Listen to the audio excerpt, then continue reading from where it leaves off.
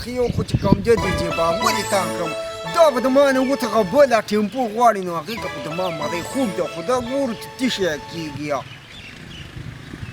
السلام علیکم. سلام علیکم भाई जानानिया कैसे है तुम वालेकुम सलाम. खुदेश तुम्हारी तुमने हमारा दिल बहुत ज्यादा जो है ना वो क्या बोलते हमारे को उर्दू विषय नहीं आते ना. डोंट वरी भाई जानानिया अब मेरे को पश्तो सही नहीं आता है ना तो तुम उर्दू तो मेरा बात समझता है मैं तुम्हारा वो बस ये ऐसा काम करते कि दोनों पश्तो और उर्दू को मिक्स कर देना का ना. अच्छा अच्छा सही है ना तो बस तुम उधर बोलो मैं इधर बोलेगा ना मैं सही जवाब देगा तुमको डोंट वरी. वो बस कोई बात नहीं बस यही बात है बस के खुद ही नहीं रहती वो करिएगा मुझे. هاي خدایا پاکه دمه چې د دې دوکان ته اما خو څه چانس مان شو اما دا بوته ته مې سخت درله شوی دی دمانې که د خدای نو تا د اوس خلیما سلطان دما دا نمبر چا عادت کړو خدای شته که تا ته خبرې وکړم دماغ مې هاتم کار نه کوي او دی دې باګو دې خو کار کړی یم د خیره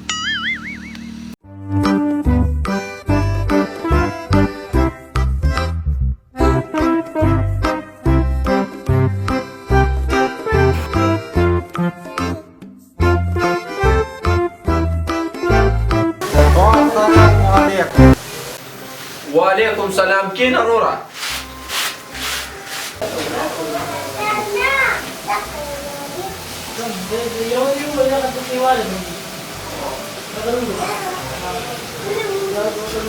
سبا کار دی جی الکا دمانې که د خدای وبخي یو بوتل راوړه پته ده انشاء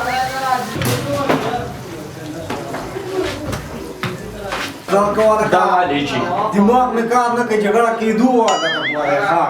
نور سبا کار دی اسمان څه مې ماته خبر کې اسمان څه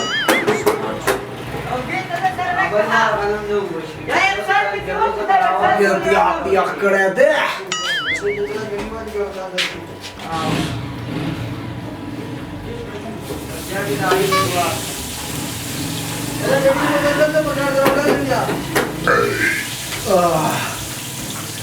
بند راواخله یا ماغه مې یخ نه شو وایي جګړه کېدو واده زه ډېره زیاته کېدو واده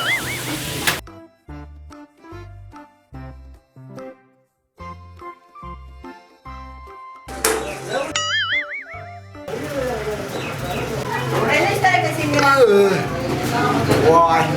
الکا یو دیم بوتل راکړه جګړه د جوړې بیخي کېدو واده ماغه مې بالکل د اسمان څه خبرې کوي دا واده دیم بوتل راکړه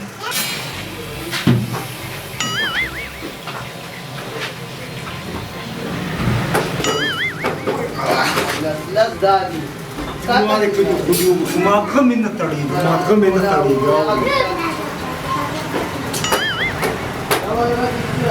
یا خدایا پاکه ده چا په مخسار را پاسېدلم چې په دې افلاطونه وخورم په هوټل کې راته مړی ونه کړي هوټل به بند کړي